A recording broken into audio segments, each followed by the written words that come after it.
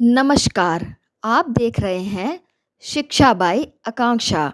मैं हूं आपके साथ आकांक्षा वर्मा। तो चलिए शुरुआत करते हैं आज की कहानी की, जिसका शीर्षक है हाथी की साइकिल। एक बार की बात है, एक सुंदर सा जंगल था। उस जंगल में एक खरगोश, लोमड़ी, हाथी और बंदर, चार लोग बड़े अच्छे से दोस्ती के साथ रहते थे। चारों हमेशा एक दूसरे के साथ ही रहना पसंद करते थे। जंगल के किनारे पर ही एक सुंदर सा गांव था। गांव के लोग अक्सर ही अपने कामकाज से जंगल के बीच से गुजरते रहते थे। एक बार जंगल में एक व्यक्ति अपनी पुरानी साइकिल से आया और उस साइकिल को वहीं पेड़ के नीचे छोड़कर चला गया। जब जानवरों ने आकर उस साइकिल को देखा तो उसे देखकर वो सारे तो अचंभित हो उठे। सबसे पहले बंदर बोला, अरे यह क्या चीज है? यह दो पहियों वाली अजीब सी चीज क्या है? खरगोश ने भी कहा, लगता है यह इंसानों की कोई नई चीज है, लेकिन इसका उपयोग कैसे किया जाता होगा? लोमड़ी ने भी अपनी चालाकी दिखाते हुए बोला, लगता है इंसान इस पर बैठकर बहुत तेजी से दौड़ते होंगे। सभी जानवर साइकिल को आजमाने के लिए बहुत उत्साहित थे।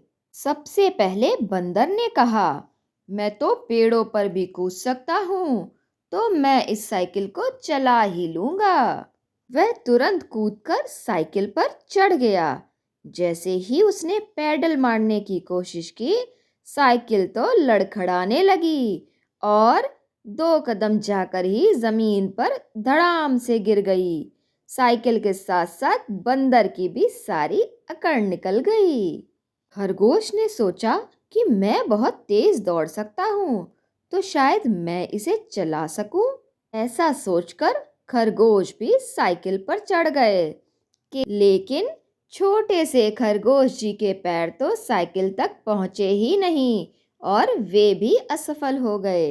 अब आई चालाक लोमड़ी की बारी और वह बोली कि हटो, मुझे इसे चलाने दो, मैं बहुत समझदार हूँ। लेकिन जैसे ही साइकिल पर बैठकर लोमड़ी आगे बढ़ी, वो भी साइकिल से धड़ाम से गिर गई और सभी जानवर उसे देखकर जोर जोर से हंसने लगे। अब हाथी को भी साइकिल चलाने की बहुत इच्छा हो रही थी।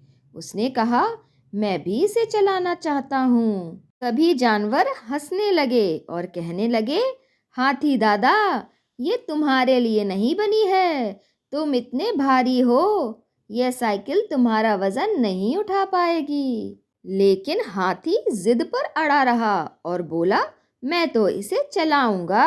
हाथी बड़ी मुश्किल से साइकिल के ऊपर चढ़ा और जैसे ही चला, साइकिल में से चट की आवाज आई और पूरी साइकिल टूट फूट कर गिर गई और हाथी दादा भी साथ में जमीन पर गिर पड़े। सारे जानवर उसे देखकर जोर जोर से हंसने लगे और कहने लगे, हमने तो तुम्हें पहले ही मना किया था हाथी दादा कि साइकिल तुम्हारा वजन नहीं उठा पाएगी। हाथी को अपनी गलती का एहसास हुआ और वह बोला कि मुझे समझ आ गया है कि हर चीज सबके लिए नहीं बनी होती।